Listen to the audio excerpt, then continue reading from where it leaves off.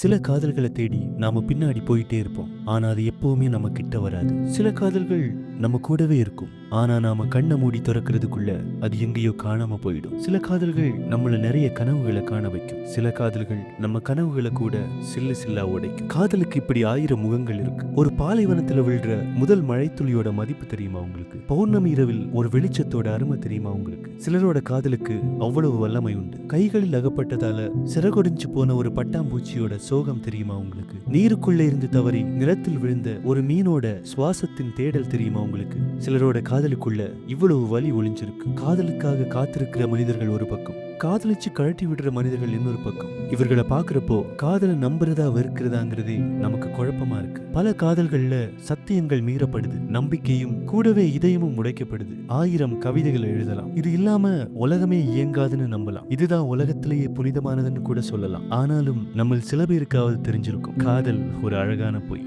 Good night by யாரோ.